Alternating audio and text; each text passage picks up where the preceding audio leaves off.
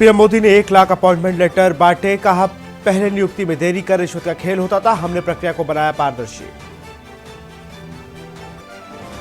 महाराष्ट्र के पूर्व सीएम अशोक चव्हाण का कांग्रेस से इस्तीफा। 13 नेताओं के साथ भाजपा ज्वाइन कर सकते हैं चव्हाण। फडणवीस बोले, आगे आगे देखिए होता है क्या। किसानों के कूच से पहले दिल्ली में धारा 144, भीड़ पर पाबंदी, ट्रैक्टर की एंट्री बंद। पंजाब हरियाणा दिल्ली बॉर्डर सील, चंडीगढ़ में मीटिंग। जयंत चौधरी ने लोकसभा चुनाव से पहले एनडीए में जाने का फैसला किया। उन्होंने कहा कि इस फैसले में कार्यकर्ता और पार्टी के विधायक उनके साथ। फ्लोर टेस्ट में नीतीश सरकार पास, पक्ष में 129 वोट। आरजेडी स्पीकर हटाने में 125 वोट विधायक रहे। हेमंत सोरेन की याचिका पर अब 27 फरवरी को सुनवाई। हाईकोर्ट ने ईडी को एक बार में बात रखने को कहा। 12 फरवरी को रिमांड हो रही है खत्म। आप देख रहे हैं के न्यूज, खबरों का सारथी। नमस्कार, स्वागत है आपका देश की बात में। मैं हूं आपके साथ विशाल पंडित। रुक करते हैं खबरों का। बरेली से खबर आपको बता रहे हैं, मौलाना तौकीर रजा के भड़काऊ बयान के बाद प्रेस वार्ता। बीजेपी राष्ट्रीय कोषाध्यक्ष राजेश अग्रवाल ने की प्रेस वार्ता। बरेली की जनता से शहर में शांति व्यवस्था बनाए रखने की अपील। बरेली से खबर, मौलाना तौकीर रजा पर भड़काऊ बयान के बाद प्रेस वार्ता। बीजेपी राष्ट्रीय कोषाध्यक्ष राजेश अग्रवाल ने की प्रेस वार्ता। बरेली की जनता से शहर में शांति बनाए रखने की अपील।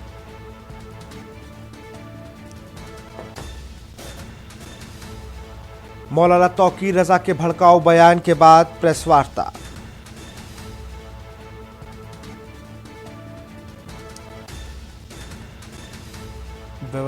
शांति व्यवस्था बनाने की अपील की है। जनता को विश्वास दिलाया है कि हुड़दंगियों पर कार्रवाई होगी।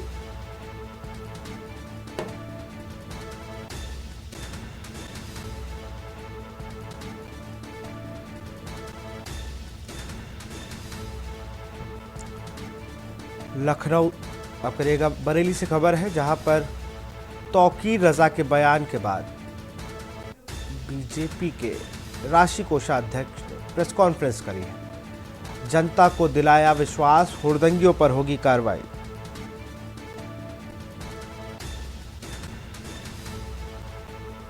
बरेली से खबर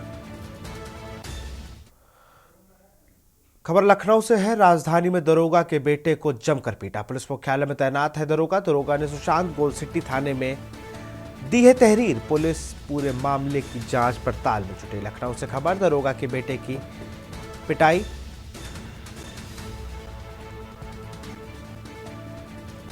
दरोगा ने सुशांत गोल्डसिटी में दर्ज कराई एफआईआर। पुलिस ने पूरे मामले की जांच पड़ताल में जुटी।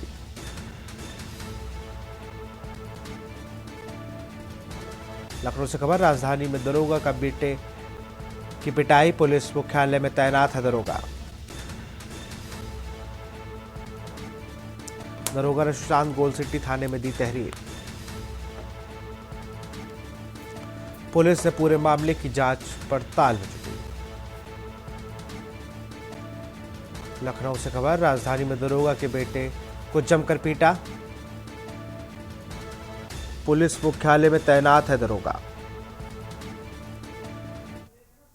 खबर हमीरपुर से है। नवविवाहिता के साथ खौफनाक वारदात। पति की हैवानियत की शिकार हुई नवविवाहिता।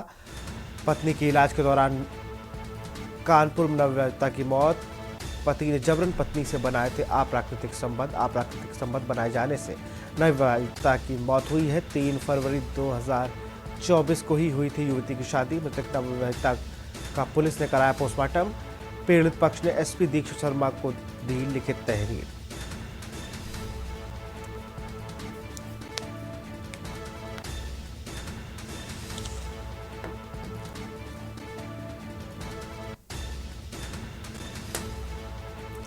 मृतक नवविवाहिता का पुलिस ने कराया पोस्टमार्टम। पीड़ित पक्ष ने एसपी दीक्षित शर्मा को दी लिखित तहरीर।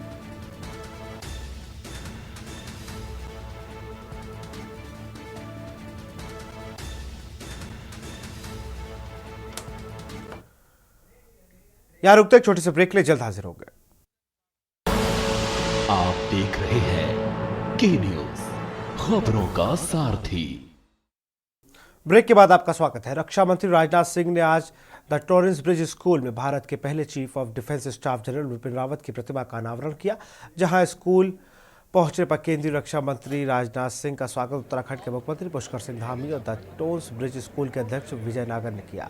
कार्यक्रम में मुख्य अतिथि के तौर पर केंद्रीय मंत्री राजनाथ सिंह ने सबसे पहले हवन में भाग लिया और फिर प्रतिमा का अनावरण किया। साथ ही दिवंगत सीडीएस जनरल विपिन सिंह रावत को पुष्पांजलि अर्पित की। इस मौके पर पूर्व मुख्यमंत्री त्रिवेंद्र सिंह रावत सहित भाजपा के कई विधायक और नेता मौजूद रहे।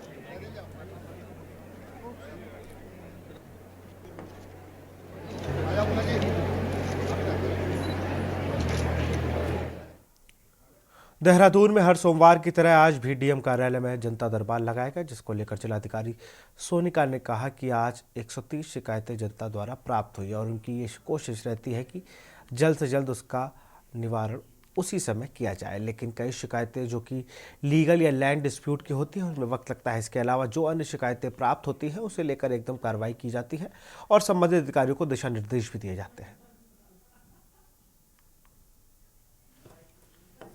130 शिकायतें आई हैं। अलग अलग तरह की शिकायतें आती हैं, लेकिन हमेशा जो लैंड डिस्प्यूट से रिलेटेड शिकायतें हैं वो काफ़ी रहती हैं और उसमें भी कुछ सिविल कोड के मैटर्स होते हैं, कुछ आपसी बाउंड्री के इश्यूज होते हैं, कब्जे के इश्यूज होते हैं। अलग अलग तरह की शिकायतें आ जाएंगी। हम कोशिश करते हैं कि तत्काल उनका निस्तारण हो, पर बहुत सारी शिकायतें ऐसी होती हैं जिनमें या तो कहीं कोर्ट केस चल रहा है या सिविल डिस्प्यूट चल रहा है, तो उसमें फिर आगे कार्रवाई हमारे स्तर पर पेंडिंग है। हरियाणा के कैबिनेट मंत्री कंवरपाल ने जगधारी हनुमान मंदिर से सरकारी स्कूल तक सड़क के नवनिर्माण कार व झंडे चौक का सुंदरीकरण किया। कार का शुभारंभ किया गया। 51 लाख की लागत से यह कार किया जाएगा। इस मौके पर कैबिनेट मंत्री ने कहा कि मौजूदा सरकार पर बिना किसी भेदभाव के पूरे प्रदेश में समान रूप से विकास कार्य करवा रही है। पूर्व की सरकारों में प्रदेश में पक्षपात हुआ, लेकिन मौजूदा सरकार निष्पक्षता के साथ ही विधानसभा क्षेत्र में एक समान कार्य करवा रही है। यहाँ झंडा चौक में ये हमारा जगाधरी का सबसे मेन चौक है और इतनी खुली जगह है और अच्छी जगह यहीं पे है, तो इसकी ब्यूटिफिकेशन के लिए हमारा प्रयास था। पहले भी ये पैसा सैंक्शन हो गया था, लेकिन किसी कारण की वजह से ये पैसा लैप्स हो गया था, उस समय काम हो नहीं सका। तो अब की बार दोबारा वो पैसा मैंने सैंक्शन कराया और उसका टेंडर भी हो गया इसकी ब्यूटिफिकेशन के लिए कि यहाँ एक अच्छा सा चौक बनना चाहिए, फुहारा लगना चाहिए, ताकि लोगों को अच्छा सा अनुभव हो यहाँ से। और यहाँ पे लोग शाम को काफ़ी अच्छी संख्या में इकट्ठे भी होते हैं और हमारा विचार है कि और अच्छी संख्या में हो, यहाँ थोड़ा एंजॉय करने के लिए एक अच्छी जगह हो, तो लोग यहाँ आएँ, बैठें, घूमें थोड़ा सा यहाँ, तो उसके लिए हमारा प्रयास है। और ऐसे ही हमारी सड़क है, तो 55 लाख रुपए का ये है, 51 लाख का ये जो है टेंडर हुआ है दोनों कामों का और जल्दी ही बन के तैयार हो। देखिए बहुत बड़ा बदलाव है यार। मैं समझता हूँ कि मैक्सिमम काम हमारे वो है, जो बड़े काम थे वो तो लगभग सारे है हमारे जो थे, चाहे कहीं कॉलेज बनाना था, ITI बनानी थी, हॉस्पिटल बनाना था, सारे काम हमारे है। लोकसभा चुनाव नजदीक है। समय बीतने के साथ ही तैयारियां भी राजनीतिक दलों की तेज हो गई हैं। राज्य के मुख्यमंत्री पुष्कर सिंह धामी प्रदेश भर में रोड शो कर रहे हैं। इसके साथ ही करोड़ों की योजनाओं की सौगात देकर जनता को डबल इंजन की ताकत का एहसास करा रहे हैं। भाजपा 2024 लोकसभा चुनाव में अब की बार 400 पार के नारे को सार्थक करने की दिशा में लगी हुई है। इसके लिए पार्टी के कई कार्यक्रम चला रही है। वहीं चुनावी तैयारियों के बीच भाजपा ने अपने राज्यसभा उम्मीदवारों के नाम का भी ऐलान कर दिया है। भाजपा ने प्रदेश अध्यक्ष महेंद्र भट्ट को उत्तराखंड से राज्यसभा उम्मीदवार घोषित किया है। भाजपा के पास उत्तराखंड में भारी बहुमत है, लिहाजा उनका राज्यसभा जाना तय माना जा रहा है। आपको बता दें कि उत्तराखंड से राज्यसभा सांसद अनिल बलूनी का कार्यकाल 2 अप्रैल को समाप्त हो रहा है। माना जा रहा है कि अनिल बलूनी को लोकसभा का चुनाव भी लड़ाया जा सकता है। वहीं एक तरफ बीजेपी पूरी ताकत के साथ तैयारियों में लगी हुई है, तो दूसरी ओर कांग्रेस भी बीजेपी की जीत के रथ को रोकने के लिए चुनावी रणनीति पर मंथन करने जा रही है। 2 दिवसीय उत्तराखंड दौरे पर रही कांग्रेस प्रदेश प्रभारी कुमारी शैलजा ने पार्टी के तमाम कार्यकर्ताओं और पदाधिकारियों के साथ बैठक की, जिसमें संगठन की मजबूती और लोकसभा चुनाव में जीत की संभावना वाले प्रत्याशियों पर चर्चा हुई। उन्होंने जिले से लेकर बूथ स्तर तक संगठन की स्थिति और कार्यक्रमों की भी जानकारी ली। बंद कमरे में सुबह से लेकर शाम तक बैठकों का दौर चलता रहा। सूत्रों के अनुसार ज्यादातर नेताओं ने पार्टी के वरिष्ठ नेताओं को ही चुनावी मैदान में उतारने की राय दी। साथ ही आम चुनाव में राष्ट्रीय के साथ साथ स्थानीय मुद्दों को भी प्राथमिकता से उठाने का सुझाव दिया गया। वहीं कांग्रेस ने बेरोजगारी, महंगाई, कानून व्यवस्था जैसे तमाम मुद्दों को लेकर सत्ता पक्ष को घेरने की रणनीति तैयार की है। सवाल यह है कि क्या कांग्रेस की तैयारी भाजपा पर भारी पड़ेगी? देखिए इस रिपोर्ट में।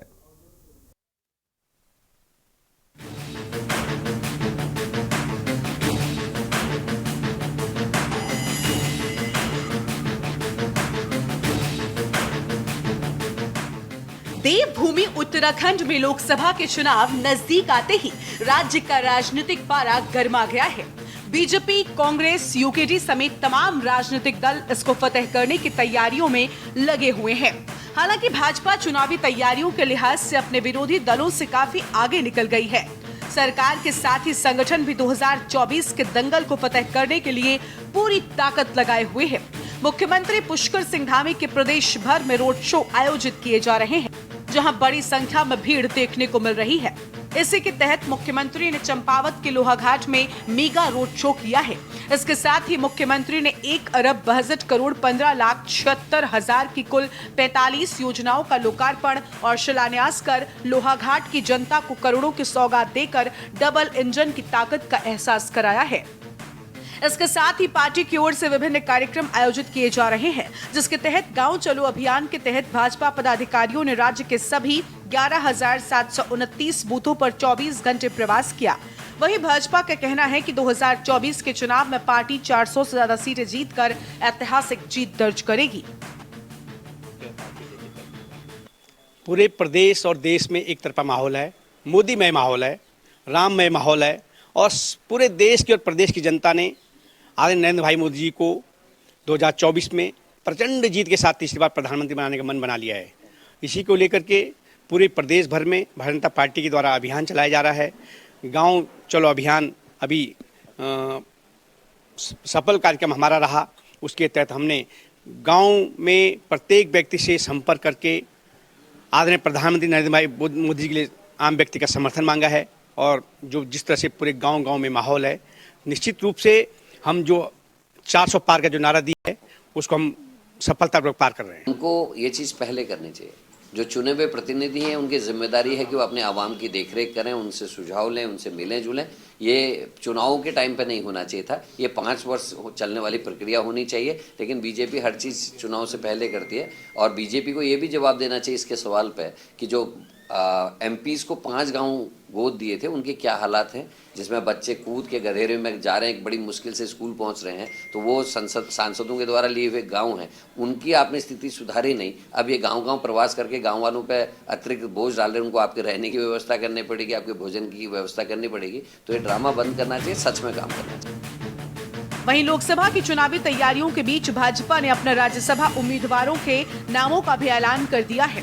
भाजपा ने प्रदेश अध्यक्ष महेंद्र भट्ट को उत्तराखंड से राज्यसभा उम्मीदवार घोषित किया है। भाजपा के पास उत्तराखंड में भारी बहुमत है, लिहाजा उनका राज्यसभा जाना तय माना जा रहा है। बता दें कि उत्तराखंड से राज्यसभा सांसद अनिल बलूनी का कार्यकाल 2 अप्रैल को समाप्त हो रहा है। माना जा रहा है कि पार्टी अनिल बलूनी को लोकसभा का चुनाव भी लड़ा सकती है। वहीं दूसरी ओर कांग्रेस भी बीजेपी के जीत के रथ को रोकने के लिए चुनावी रणनीति पर मंथन कर रही है। 2 दिवसीय उत्तराखंड दौरे पर रही कांग्रेस प्रभारी कुमारी शैलजा ने पार्टी के तमाम कार्यकर्ताओं और पदाधिकारियों के साथ बैठक की, जिसमें संगठन की मजबूती और लोकसभा चुनाव में जीत की संभावना वाले प्रत्याशियों पर चर्चा की। उन्होंने जिले से लेकर बूथ स्तर तक संगठन की स्थिति और कार्यक्रमों की भी जानकारी ली। बंद कमरे में सुबह से लेकर शाम तक बैठकों का दौर चलता रहा। वहीं कांग्रेस ने लोकसभा के प्रत्याशियों पर भी मंथन शुरू कर दिया है। अपने राष्ट्रीय नेतृत्व का, अपने राष्ट्रीय आदरणीय नड्डा जी का, हमारे प्रधानमंत्री मोदी जी का और प्रदेश के मुख्यमंत्री धामी जी का हृदय से आभार व्यक्त करता हूँ। मुझे जैसे साधारण कार्यकर्ता को एक महत्वपूर्ण जिम्मेदारी दी है। मैं विश्वास दिलाता हूँ कि संगठन के कार्यों को लेकर और सरकार के साथ विकास कार्यों के विषय को लेकर जो भी दायित्व पार्टी मुझे देगी और सरकारी दृष्टिकोण से मैं कहूँ तो जो भी काम मेरे लायक होगा उसको मैं निष्ठा से करने का प्रयास करूँगा। कि आदरणीय प्रदेश प्रभारी कुमारी शैलजा जी 2 दिन के दौरे पर उत्तराखंड आई थी और उन्होंने 2 दिन में व्यस्ततम शेड्यूल में जो है ब्लॉक अध्यक्ष से लेकर के वरिष्ठ नेताओं तक जो है व्यक्तिगत तौर पर विचार विमर्श करने का काम किया। उसमें उन्होंने सभी विधायकों, पूर्व विधायकों, विधानसभा चुनाव लड़े जो है सभी प्रत्याशियों, पूर्व सांसदों और नगर अध्यक्ष, जो भी हमारे जिला अध्यक्ष हैं, फ्रंटल प्रकोष्ठों के अध्यक्ष हैं, सबसे जो है व्यक्तिगत तौर पर मिलके प्रदेश की राजनीति के संबंध में जो है फीडबैक लेने का काम किया। कुमारी जी का लंबा राजनीतिक करियर है, लंबा उनका राजनीतिक अनुभव है, उनके अनुभव का लाभ निश्चित तौर पर प्रदेश कांग्रेस कमेटी को मिलेगा। देखिए, प्रत्याशी भी नहीं मिल पा रहे हैं तो कांग्रेस संगठन के तौर पे, कार्यकर्ता के तौर पे, नेतृत्व के तौर पे उनको ये एहसास, आभास है कि दाल गलने वाली नहीं है, इसलिए अपनी ताकत क्यों झोंकें, अपना पैसा क्यों खर्च करें, अपना समय क्यों खर्च करें। तो वो क्रिकेट की पिच पे क्लीन बोल्ड हो गए हैं या होने जा रहे हैं, ये उनको एहसास हो गया। इसलिए कोई भी बल्लेबाज बैटिंग करने को तैयार नहीं है। उनको मालूम है वो पहली ही गेंद पर या तो क्लीन बोल्ड होंगे या हिट विकेट होंगे, इसलिए वो दम नहीं भर रहे हैं। कुल मिलाकर चुनाव के लिए समय बेहद कम है। यही वजह है कि राज्य में राजनीतिक कार्यक्रम तेज हो गए हैं। चुनावी तैयारियों के लिहाज से बीजेपी अपने विरोधी दलों से काफी आगे है। सरकार से लेकर संगठन तक चुनाव की तैयारियों को धार देने में लगे हुए हैं। भाजपा का दावा है कि राम मंदिर, यूसीसी और विकास के दम पर 400 से ज्यादा सीटें जीतकर भाजपा हैट्रिक मारेगी, जबकि कांग्रेस का दावा है कि बेरोजगारी, महंगाई समेत विभिन्न जन समस्याओं से परेशान जनता भाजपा को सबक सिखाने वाली है। वहीं अब देखना होगा कि 24 का दंगल किसको जीत का स्वाद चखाता है और किसको हार का सामना करवाता है। उत्तराखंड डेस्क रिपोर्ट, के न्यूज इंडिया। यहाँ रुकते एक छोटे से ब्रेक के लिए, जल्द हाजिर होंगे। आप देख रहे हैं के न्यूज खबरों। ब्रेक के बाद आपका स्वागत है। कतर की एक जेल में बंद 8 पूर्व भारतीय नौसैनिकों को रिहा कर दिया गया है, जिनमें से 7 भारत लौट आए हैं। सभी 8 भारतीय कतर में जासूसी के आरोप में उम्र कैद की सजा काट रहे थे। पहले इन्हें फांसी की सजा सुनाई गई थी। भारत सरकार ने कतर में गिरफ्तार किए गए देहरा ग्लोबल कंपनी के लिए काम करने वाले 8 भारतीयों की रिहाई का स्वागत किया है। कतर की इंटेलिजेंस एजेंसी के स्टेट सिक्योरिटी ब्यूरो ने 30 अगस्त 2022 को 8 पूर्व नौसैनिकों को गिरफ्तार किया था, जिसके बाद पूरी दुनिया की नज़र 8 भारतीयों पर थी। देश दुनिया से लेकर कई सियासी दलों ने बीजेपी सरकार और सरकार की विदेश नीति पर सवाल उठाए थे, लेकिन 8 भारतीयों की रिहाई ने सभी के सवालों का जवाब खामोशी से देकर सभी अटकलों पर विराम लगा दिया। देखिए इस रिपोर्ट में। आज मैं फिर से दोहरा रहा हूं, सौगंध मुझे इस मिट्टी की,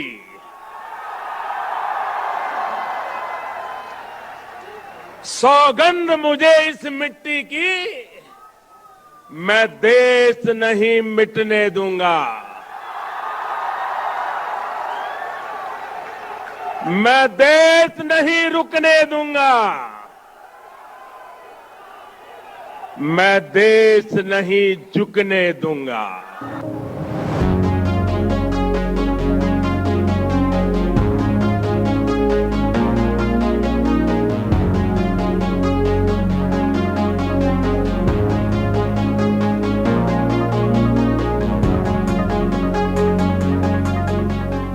सोमवार की सुबह हिंदुस्तान के लिए एक बड़ी डिप्लोमेटिक जीत लेकर आई।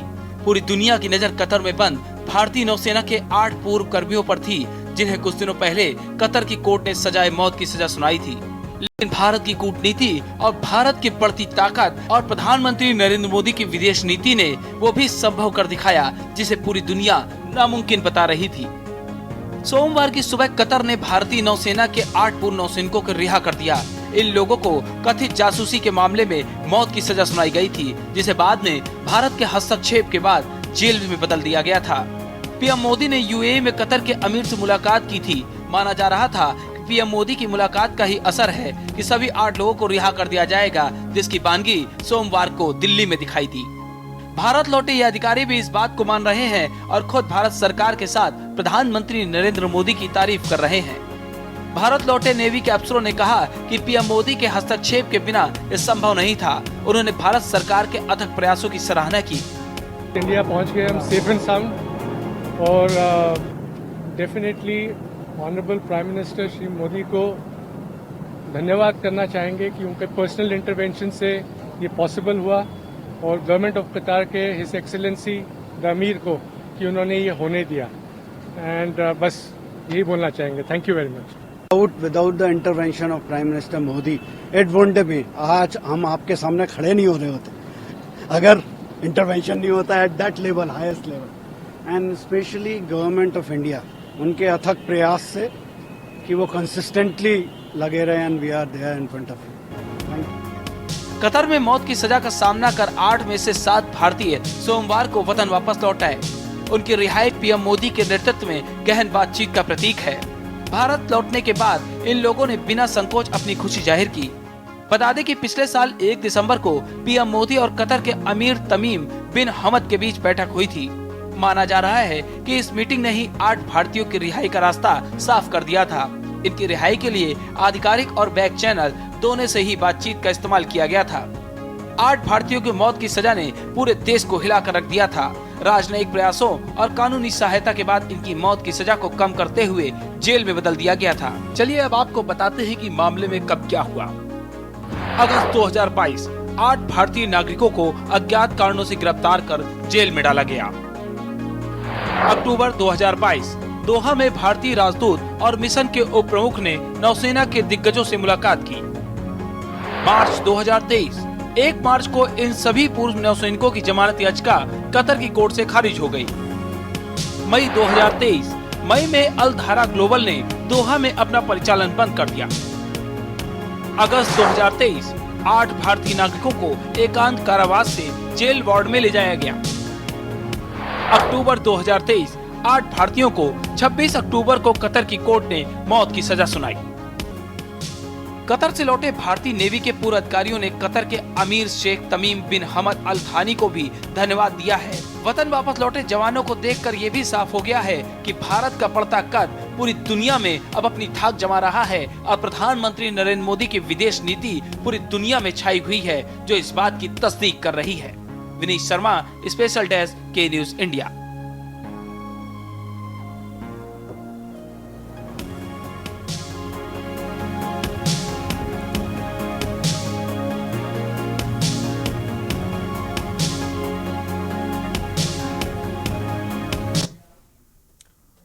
उत्तर प्रदेश के 2 जिलों से आई 2 तस्वीरें यूपी के 2 जिलों की कानून व्यवस्था पर सवाल उठा रही है। मेरठ में 5 दिन पहले लिसाड़ी गेट क्षेत्र के आमिर गार्डन में युवक के शव को प्लास्टिक के बोरे में भरकर कोई फेंक गया था।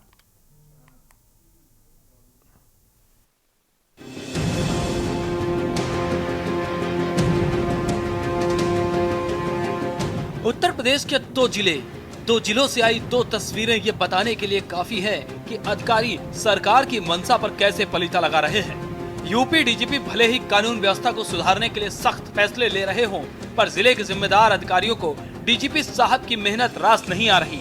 अगर ऐसा नहीं होता तो अलीगढ़ और मेरठ में हुई वारदातें सामने नहीं आती। मेरठ में 5 दिन पहले लिसाड़ी गेट क्षेत्र के आमिर गार्डन में युवक के शव को प्लास्टिक के बोरे में भरकर कोई खाली प्लॉट पर डाल गया था। राहगीरों ने कुत्तों को एक प्लास्टिक की बोरी खींचते हुए देखा तो पुलिस को इसकी जानकारी दी। पुलिस की मौजूदगी में जब बोरे को खोलकर देखा गया तो उसमें एक युवक की 3 टुकड़ों में लाश मिली थी। लाश की गर्दन, धड़ और पैर तीनों अलग अलग 3 हिस्सों में कटे हुए थे। लाश के सीधे हाथ पर सोहेल लिखा हुआ था और लाश को किसी धारदार हथियार से काटा गया था। शिनाख्त में मृतक की पहचान नोएडा के तनकौर निवासी सुहेल के रूप में हुई। 8 फरवरी को तनकौर थाने में सुहेल की गुमशुदगी भी दर्ज कराई गई थी। 5 दिन पहले अपहरण और फिर हत्या और लाश के 3 टुकड़ों ने नोएडा से लेकर मेरठ तक पुलिस विभाग के काम करने के तरीके पर सवाल उठा दिया है। मेरठ के साथ अलीगढ़ में कानून व्यवस्था को खुलेआम चुनौती देने वाली वारदात सामने आई। थाना टप्पल क्षेत्र के खड़ेहा गांव के समीप गन्ने के खाली पड़े खेत में बाइक सहित युवक को जलाने का सनसनीखेज मामला सामने आया है। गन्ने के खेत में बाइक सहित 40 वर्षीय खुशीराम की निर्मम हत्या करने के बाद बाइक सहित खुशीराम को जला दिया गया। मैं क्षेत्राधिकारी खैर अवगत कराना है कि आज दिनांक 11/2/2024 को थाना टप्पल के ग्राम खंडेया क्षेत्र से सूचना प्राप्त हुई कि एक व्यक्ति तथा एक मोटरसाइकिल जली हुई अवस्था में गांव के बाहर पड़े हुए हैं। इस सूचना पर तत्काल मौके पर पहुंचकर आवश्यक कार्रवाई की गई तथा फील्ड यूनिट को भी सूचित किया गया। मौके से प्राप्त मोटरसाइकिल के नंबर के आधार पर संपर्क किया गया तथा परिजनों से हुई वार्ता के क्रम में मृतक की शिनाख्त सही राम पुत्र राधाचरण निवासी ग्राम परसौली थाना नौजील मथुरा के रूप में हुई। परिजन भी मौके पर आ गए। इस संबंध में इनसे और जानकारी की जा रही है। मृतक के जले हुए अवशेषों को पोस्टमार्टम के लिए मोर्चरी रवाना कर दिया गया है तथा घटना के अनावरण और अन्य जानकारी के लिए टीमें गठित कर दी गई हैं। प्राप्त तहरीर के अनुसार अभियोग पंजीकृत करके अग्रिम विधिक कार्रवाई की जाएगी। मौके पर शांति व्यवस्था पूरी तरह से कायम है। गाड़ी की जली हुई नंबर प्लेट के आधार पर परिजनों और पुलिस ने मृतक की पहचान की। मृतक के भतीजे जितेंद्र के मुताबिक खुशीराम 4-5 दिन से घर से लापता थे। पुलिस को भी मामले की जानकारी पहले ही दी जा चुकी थी, लेकिन पुलिस न अपराधियों को खोज सकी और न खुशीराम को। मृतक के भतीजे ने प्रेम संबंध में हत्या किए जाने की बात कही है। घटना साहब ये हमें वहाँ टप्पल थाने में मिले मृत पजरे भय और मोटरसाइकिल यहाँ की और ईख के खेत में। क्या हुआ क्या था? अब ये मालूम नहीं। आपको क्या किसने सूचना दी, कैसे सूचना दी? हमें सूचना मिली जैसे पुलिस वाले ने नंबर लियो गाड़ी को और डालो आप नेट पे तो हम नाम आयो सही राम सिंह सन और राधाचरण। जब हम सूचना करी। कहाँ के रहने वाले थे, कहाँ से आए थे? पारसौली के रहने वाले। दोनों वारदातों में एक बात कॉमन है, वो ये कि दोनों ही मामलों में मृतकों का अपहरण किया गया था, लेकिन जिले के जिम्मेदार अफसर क्या करते रहे। दो जिलों में 2 बड़ी वारदातें हो गईं। आखिर इसका जिम्मेदार कौन है? अपराधियों में कानून का खौफ क्यों खत्म हो रहा है? बड़ा सवाल है। स्पेशल डेस्क के न्यूज इंडिया। अब रुक करते हैं छत्तीसगढ़ की खबरों का। विधायक राम कुमार ने सीतापुर अग्रसेन भवन में सभी समुदाय के लोगों की बैठक ली। लगभग 200 की तादाद में भीड़ उमड़ी, जहां विधायक ने सभी समाज की समस्याओं को सुना और आश्वासन देते बड़ा ऐलान किया ताकि हम सभी समुदाय के लोगों में एकता बनी रहे। सभी समाजों का सामाजिक भवन बनेगा। सभी समाजों के लिए मुक्तिधाम की व्यवस्था की जाएगी। सामाजिक करीब उन्मूलन क्षेत्र में भी कार्य किया जाएगा। सीतापुर प्रवेश द्वार में भी सभी समुदाय के लिपि और स्वागत शब्दों को स्थान देंगे। इससे सीतापुर विधानसभा के निवासित सभी समाजों का प्रमुखों का बैठक करने का उद्देश्य ये था कि क्षेत्र में निवासित सभी समाज के आर्थिक, शैक्षणिक सभी तरह के जो उद्धार के लिए हम लोग कदम उठा सकें और समाज के उस अंतिम छोर में खड़े व्यक्ति को भी मुख्य धारा में जोड़ के उसका विकास कर सकें। इसके लिए एक योजना बनाने के लिए सामाजिक बैठक था।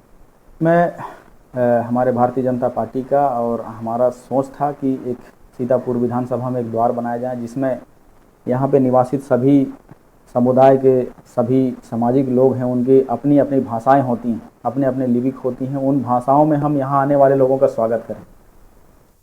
खबर मोगा से है, जहां मोगा के 6वीं पताशाही गुरुद्वारे के पास एक कोठी NRI की कोठी है और यह जगह उसके पिता ने उसको दी थी। गुरुचरण सिंह 20 साल पहले US चले गए थे और कोठी की निगरानी के लिए उसने अपने दूर के रिश्तेदार को बैठा दिया था कि वह इसकी निगरानी रखे और कई बार भारत आया तो इस कोठी में रहा। गुरुचरण सिंह 8 महीने पहले भी यहीं पर आकर रुका था, लेकिन अब जब वह 8 फरवरी को भारत वापस आया तो उसके इकबाल सिंह ने उसे रुकने नहीं दिया और बोल दिया कि यह कोठी उसकी है और वह यहाँ नहीं रह सकता। तो NRI ने उसके साथ हाथापाई करनी शुरू कर दी और झगड़े की सारी वीडियो CCTV फुटेज में कैद हो गई।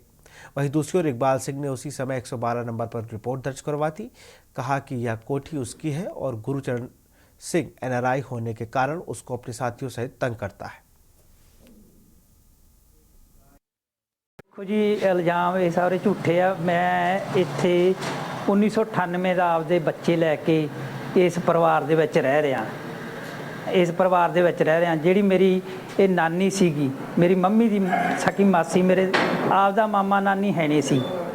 ਠੀਕ ਹੈ, ਇਹ ਨਾਨਕੀ ਸਕੇ ਹੀ ਗਿਆ ਸੀ ਮੇਰੇ ਮਾਮਾ। ਠੀਕ ਹੈ, ਉਸ ਤੋਂ ਬਾਅਦ ਜਿਹੜੀ ਮੇਰੀ ਨਾਨੀ ਆ, ਇਹਨੇ ਨਾਨੀ ਨੇ ਮੇਰੇ ਨੇ ਪੱਕੇ ਤੌਰ ਤੇ ਮੈਨੂੰ ਇੱਥੇ ਲੈ ਆਂਦਾ।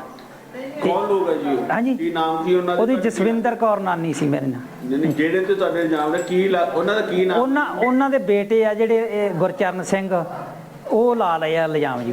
ਕਬਜ਼ੇ ਦਾ ਗੱਲ ਇਹ ਹੈ, ਇਹਨਾਂ ਦਾ ਦੋਤਾ ਹੀ ਹੈਗਾ ਵਾ, ਰਿਸ਼ਤੇਦਾਰ ਆ। ਇਹਨਾਂ ਦੇ ਦੱਸਣ ਮੁਤਾਬਕ ਉਹਨੂੰ ਪਹਿਲਾਂ ਇਹਨਾਂ ਨੇ ਕੋਠੀ ਇੱਕ ਸਾਈਡ ਤੇ ਬਣਾ ਕੇ ਦੇਤੀ ਆ, ਪਰ ਜਿਹੜੀ ਇਹਨਾਂ ਦੀ ਆਪਣੀ ਜੱਦੀ ਕੋਠੀ ਸੀਗੀ ਉਹਦੇ ਤੇ ਉਹਦੇ ਕੋਲ ਹੀ ਚਾਬੀਆਂ ਸੀਗਾ, ਦੇਖ ਰੇਖ ਉਹੀ ਕਰਦਾ ਸੀਗਾ। ਹੁਣ ਇਹ ਬਾਹਰੋਂ ਆਇਆ ਪਰ ਉਹਨੇ ਆਪਦਾ ਜਿੰਦਾ ਲਾ ਕੇ ਲੋਕ ਲਾ ਲਿਆ, ਇਹਨਾਂ ਨੂੰ ਉਹਦੇ 'ਚ ਬਣ ਨਹੀਂ ਦੇ ਰਿਹਾ।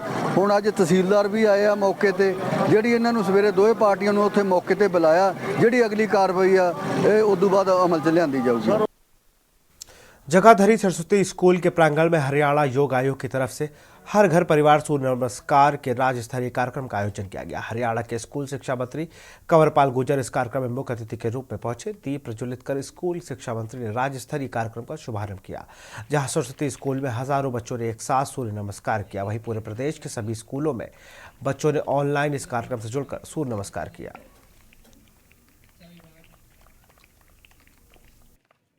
योग है वो भी लोकप्रिय रहा, पूरी दुनिया में लोकप्रिय रहा, और उसके साथ साथ आयुर्वेद भी जो है वो पूरी दुनिया में बढ़ता जा रहा है, लोकप्रिय होता जा रहा है। और आयुर्वेद भी जो एक ऐसी विधा है जो स्वस्थ रखने की विधा है, ना कि बीमार होने के बाद फिर स्वस्थ रखने, पहले से ही स्वस्थ रखने की विधा है। और उसमें योग का बहुत महत्व है। योग जो है वो केवल शरीर को नहीं, मन को भी स्वस्थ रखता है, तो ये बहुत जरूरी है। और इस प्रकार से आज सरकार का प्रयास है तो बहुत सराहनीय। हाँ, मैं समझता हूँ कि बहुत महत्वपूर्ण है। और जब बच्चे जुड़ते हैं और बच्चे योग करेंगे तो मैं समझता हूँ कि पूरे परिवार में होगा। तो उसके बाद जो माता पिता हैं वो भी निश्चित तौर से बच्चों से प्रभावित होंगे। बच्चे अगर प्रयास करेंगे तो निश्चित तौर से वो भी करेंगे। और हाँ, नहीं, इसकी बहुत ज़रूरत है। और मैं समझता हूँ कि स्वस्थ रहना सबसे ज़्यादा जरूरी है, तो पाठ्यक्रम में भी इसका शामिल होना बहुत जरूरी था। सही निर्णय है। एमएसपी को लेकर किसानों के दिल्ली कूच के ऐलान के बाद राजधानी दिल्ली के सभी बॉर्डर को छावनी में तब्दील कर दिया गया है। साथ ही हरियाणा पंजाब बॉर्डर समेत सिंधु और टिकरी बॉर्डर पर ज्यादा एहतियात बरती जा रही है। बॉर्डर सील होने से लोगों को खासा परेशानियों का सामना करना पड़ रहा है। हाईवे और दूसरी सड़कों से जाने वाले लोगों को खासी दिक्कतें हो रही है। गाड़ियां और रास्ते बंद होने से लोग पैदल चलने को मजबूर है। देखिए इस रिपोर्ट में।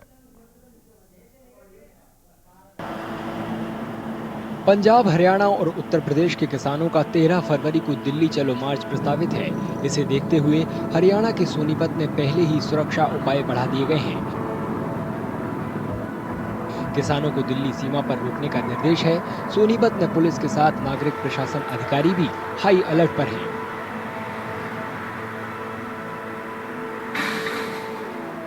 अगर मूवमेंट होता है तो उसमें किस प्रकार की अरेंजमेंट्स करनी है और बैरिकेडिंग करनी है, किस प्रकार से करनी है, क्या करना है, तो उसकी पूरी व्यवस्था का जायजा लिया जाता है। देखिए, जो अभी प्रमुख व्यवस्थाएं हैं वो पंजाब और हरियाणा बॉर्डर पर की जा रही है। यहाँ पर सिर्फ ये, अगर वो यहाँ तक पहुँचे तो इस चीज़ को देखा जा रहा है कि यहाँ पर किस तरह से उनको रोका जा सकता है और यहाँ पर क्या व्यवस्थाएं की जा सकती है ताकि जनता को भी परेशानी ना हो। जो बॉर्डर एरिया है हमारा, यहाँ हम व्यवस्था कर रहे हैं कि भाई किसी प्रकार से अगर जो किसान आते हैं उनकी संख्या के हिसाब से हमने कंपनियाँ मंगाई हैं और बैरिकेडिंग वगैरह जितनी भी जो स्ट्रॉन्ग बैरिकेडिंग है उसका हमने व्यवस्था की है। और सबसे पब्लिक से हमारी अपील है कि शांति प्रिय तरीके से रहे, वह किसी के बखावे में ना आए।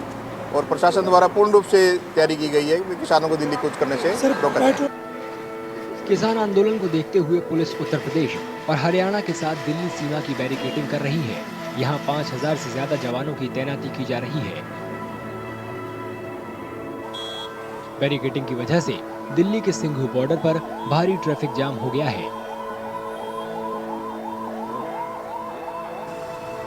यूपी, हरियाणा और पंजाब के कई किसान संघ उपज के न्यूनतम समर्थन मूल्य की गारंटी देने की मांग कर रहे हैं। ये मांग उन शर्तों में से एक है जो उन्होंने 2021 में आंदोलन वापस लेते समय की थी। अपनी मांग के समर्थन में उन्होंने 13 फरवरी को दिल्ली चलो का आह्वान किया है। आखिर बिहार विधानसभा में सत्तारूढ़ एनडीए गठबंधन ने फ्लोर टेस्ट में बहुमत साबित कर दिया। इसी के साथ जेडीयू बीजेपी की सरकार बने रहने का रास्ता भी साफ हो गया। बिहार के मुख्यमंत्री नीतीश कुमार ने विधानसभा में अपनी सरकार के लिए विश्वास मत पेश किया। इसमें एनडीए के पक्ष में 129 वोट पड़े, वहीं विपक्षी पार्टियों ने वॉकआउट कर दिया और एक भी वोट विपक्ष में नहीं पड़े। बता दें कि बहुमत का आंकड़ा 122 था। यही नहीं, स्पीकर अवध बिहारी चौधरी को पद से हटाने का अविश्वास प्रस्ताव भी पारित हुआ। अविश्वास प्रस्ताव के पक्ष में 125 वोट पड़े, वहीं विपक्ष में 112 वोट पड़े। आरजेडी की तरफ से क्रॉस वोटिंग की गई, वहीं बीजेपी और जेडीयू के कुछ विधायक वोटिंग में शामिल नहीं हुए। देखिए इस रिपोर्ट में। नीतीश सरकार फ्लोर टेस्ट में पास, विपक्ष का वॉकआउट, सत्ता पक्ष की मांग पर हुई वोटिंग, समर्थन में पड़े 129 वोट। सीएम ने याद दिलाया जंगल राज, स्पीकर की कुर्सी जाते ही बिगड़ा आरजेडी का खेल।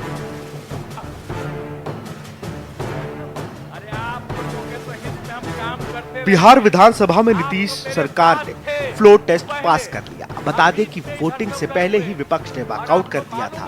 बहरहाल सत्ता पक्ष की मांग पर वोटिंग करवाई गई।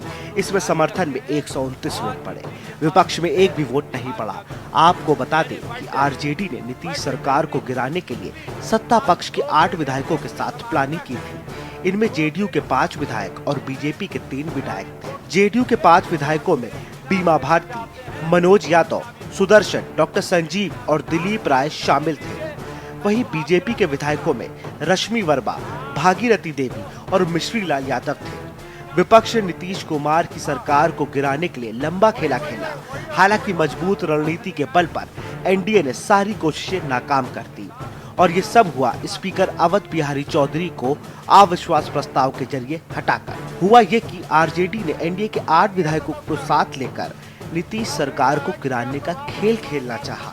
इसमें जेडीयू के 5 और बीजेपी के 3 विधायक थे, लेकिन इसकी भनक एनडीए को पहले ही लग गई और फिर सरकार को बचाने का ऑपरेशन शुरू हुआ। बता दें कि रविवार रात को ही एनडीए भाप गया था कि उनके साथ खेला होने वाला है। इस वजह से एनडीए ने सरकार बचाने का ऑपरेशन शुरू किया। जेडीयू के विधायकों डॉक्टर संजीव, सुदर्शन और मनोज यादव को सुबह तक ढूंढ निकाला गया। दरअसल आरजेडी की तैयारी थी कि सत्ता पक्ष के विधायकों को सदन में अनुपस्थित कर पहले अपने स्पीकर अवध बिहारी चौधरी की कुर्सी बचाई जाए। इसके बाद स्पीकर के खिलाफ अविश्वास प्रस्ताव सदन में गिरने के बाद सत्ता पक्ष के विधायकों को स्पीकर से अलग गुट की मान्यता दिलाई जाए। इसके बाद फ्लोर टेस्ट में एनडीए सरकार को पटखनी दी जाए। विधानसभा स्पीकर अवध बिहारी चौधरी के खिलाफ जब सदन में अविश्वास प्रस्ताव आया तो सत्ता पक्ष के 5 विधायक कम थे। इस पर एनडीए ने आरजेडी के 3 विधायकों को अपने पाले में शामिल कर लिया और वोटिंग में 112 के मुकाबले 125 वोट से अवध बिहारी चौधरी की कुर्सी चली गई। ऐसे में स्पीकर की कुर्सी जाते ही आरजेडी का खेल बिगड़ गया। खेल बिगड़ते ही सदन से नदारद सत्ता पक्ष के 5 में से 4 विधायक विधानसभा पहुंच गए। इनमें बीजेपी के 3 रश्मि वर्मा, भागीरथी देवी और मिश्री लाल यादव और जेडीयू की बीमा भारती भी सदन पहुंची।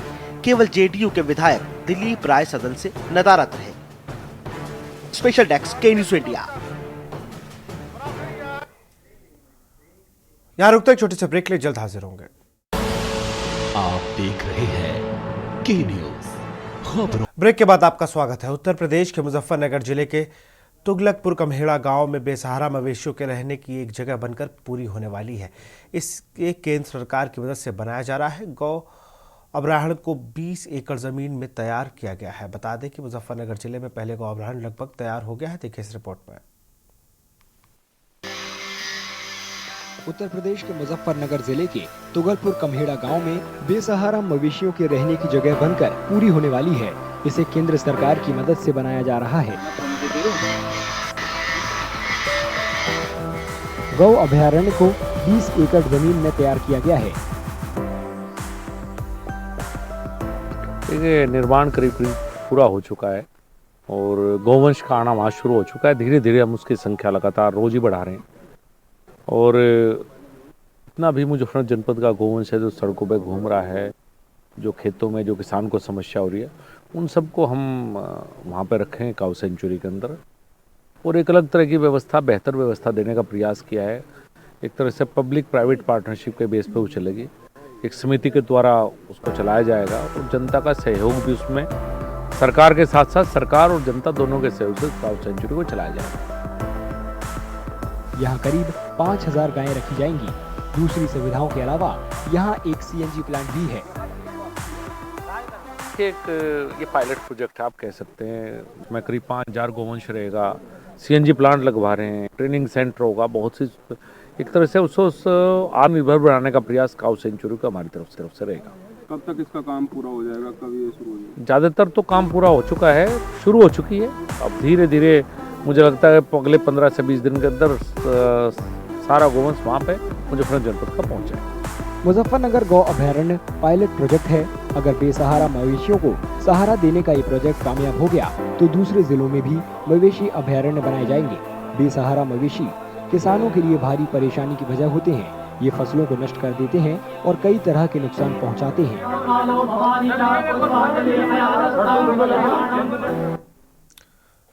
कानपुर के नवाबगंज थाना क्षेत्र के पहलवानपुरवा में सिलेंडर फटने से हड़कंप मच गया। धमाका इतनी तेज था कि क्षेत्री के होश उड़ गए। जानकारी के अनुसार सोमवार को सुबह 11 बजे सेंट्रल जोन का थाना नवाबगंज अंतर्गत पहलवानपुरवा में एक घर में पहले सिलेंडर लीक हुआ और फिर फट गया, जिससे घर में आग लग गई। और वही सूचना पर पहुंची पुलिस ने फायर ब्रिगेड की टीम के साथ पहुंचकर आग पर काबू पा लिया। और घर के मालिक के अनुसार जिस समय घटना हुई उस टाइम घर पर कोई नहीं था, सभी शादी में गए हुए थे। वही एसीपी कर्नलगंज महेश कुमार ने बताया कि इस घटना में कोई भी जनहानि नहीं हुई है।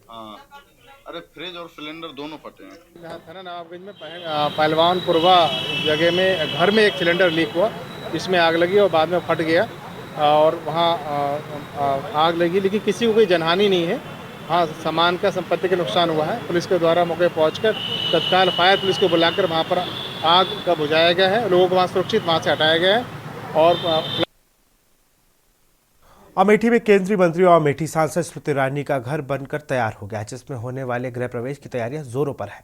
22 फरवरी को गृह प्रवेश का शुभ मुहूर्त निकाला गया है, जिसमें तमाम नेता सहित अमेठी लोकसभा क्षेत्र के अंतर्गत स्थल समाज के आम जनमानस शामिल होंगे। केंद्रीय मंत्री स्मृति ईरानी 2019 के लोकसभा चुनाव के दौरान चुनाव प्रचार करते हुए अमेठी की जनता से यह वादा किया था कि चुनाव जीतने के बाद वो अमेठी में अपना घर बनवाएंगे, जिसमें आम जनता को अपने सांसद से मिलने के लिए कठिनाइयों का सामना नहीं करना पड़ेगा।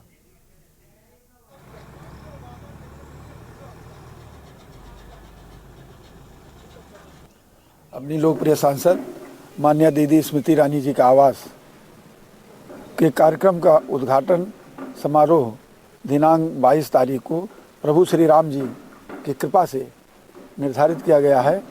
एक भव्य कार्यक्रम का आयोजन सभी वर्गों को, सभी लोगों को मिलाकर यहाँ किया जाएगा। उनकी ओर से निमंत्रण कार्ड अपने सभी परिवार के लोगों को और सब जाति धर्म के लोगों को दिया जाएगा। सबका यहाँ आमंत्रण होगा। झांसी मेडिकल कॉलेज के मल्टी स्पेशलिटी बिल्डिंग में 7 दिवसीय शिविर का आयोजन किया गया, जिसमें 110 से ज़्यादा कटे फटे होठ तालू के बच्चों के ऑपरेशन किए गए। झांसी ललितपुर सांसद अनुराग शर्मा ने बताया कि उत्तर प्रदेश और मध्य प्रदेश के बुंदेलखंड क्षेत्र में कटे होठ और कटे तालू से पीड़ित बड़ी संख्या में बच्चे के पुनर्मुस्कान वापसी दिलाने के लिए और निःशुल्क ऑपरेशन कैंप लगाया गया है। वीरांगना फाउंडेशन के अध्यक्ष पूनम शर्मा के नेतृत्व में यह कैंप लगाया गया है, जिसमें विदेश से 32 डॉक्टरों की टीम ने निःशुल्क ऑपरेशन को अभियान की सहभागिता निभाई। करीब 200 से अधिक बच्चों की जांच के बाद 110 के ऑपरेशन किए गए। ऑपरेशन स्माइल का इसमें बहुत बड़ा हाथ था। इन लोगों ने बड़े कैंप्स लगाए और हम लोगों ने पोस्टर्स और बैनर्स और जहाँ पे भी अनुराग जी ने कभी भाषण दिया है या लोगों से मिलने गए हैं तो उन्हें बताया। तो इनकी रेप्यूटेशन, सांसद जी की जो रेप्यूटेशन है उससे तो लोगों को पता है कि अगर उन्होंने कहा है कि निःशुल्क है और कोई इसमें तिगड़म नहीं है और कुछ ऐसा नहीं है तो वो ज़रूर मानते हैं। जिस दिन आप लोगों के साथ प्रेस कॉन्फ्रेंस की थी, सबसे ज़्यादा एक जो भारी भरकम नंबर भी आया उस दिन, क्योंकि उस दिन जब इन्होंने खुद ही मुंह से अपने बोला और आप लोगों ने इनका मैसेज कैरी किया तो पता चला कि नहीं, सांसद जी ने बोल दिया तो ज़रूर निःशुल्क ही होगा। मैम क्या फैसिलिटी थी आपकी तरफ से? फैसिलिटीज़ बहुत है। इनको गाड़ियों में पिकअप किया है, कार्स में, और इनको यहाँ लेके आया। देखिए, सबसे ज़रूरी बात तो ये थी कि बुंदेलखंड में कभी भी ऐसी चीज़ें नहीं हो पाती थी और मैं और मेरा परिवार हमेशा ये विश्वास करता है कि बुंदेलखंड के हमारे हर बच्चे के मुस्कान होनी चाहिए, हर बच्चे की ज़िंदगी बेहतर होनी चाहिए, हर बच्चा शिक्षित होना चाहिए। तो बहुत सारे ऐसे बच्चे देखने में आते थे कि जिनकी मदद नहीं हो पा रही थी। तो मैं बहुत धन्य हूँ कि ये कार्य हम लोग कर सके और विशेष रूप से ऑपरेशन स्माइल, उनकी सारी टीम का, इस देश के हमारे सारे डॉक्टर्स, विदेश से जो आए हुए हैं, उन सभी को बहुत बहुत हृदय से धन्यवाद कहना चाहता हूँ। कानपुर में पुलिस कांस्टेबल का दागदार चेहरा एक बार फिर से सामने आया है। एंटी करप्शन विंग ने करोड़पति कांस्टेबल को ट्रेस किया। जब अफसर उसकी कोठी पहुंचे तो कंपाउंड में ऑडी, BMW और फॉर्च्यूनर जैसी कारें मिली। एंटी करप्शन की टीम ने उसकी कोठी की कीमत 1.5 करोड़ रुपया की। हालांकि सर्किल रेट 5 करोड़ का बताया जा रहा है। घर के अंदर स्विमिंग पूल समेत सभी सुविधाएं मौजूद। कांस्टेबल की सभी गाड़ियों का नंबर 0078 है। दरअसल एंटी करप्शन विंग के पास बर्खास्त कांस्टेबल श्याम सुशील मिश्रा की शिकायत पहुंची थी। छानबीन में सामने आया कि कांस्टेबल के पास श्याम नगर में आलीशान बंगला, लग्जरी गाड़ियां, घर के अंदर लग्जरी सुविधा मौजूद है। उसकी हर गाड़ी के आखिरी के 4 नंबर 0078 है। जांच टीम ने उसके पड़ोसी को बताया कि जब भी कोई नई गाड़ी लॉन्च होती है सबसे पहले कांस्टेबल के काफिले में शामिल होती है।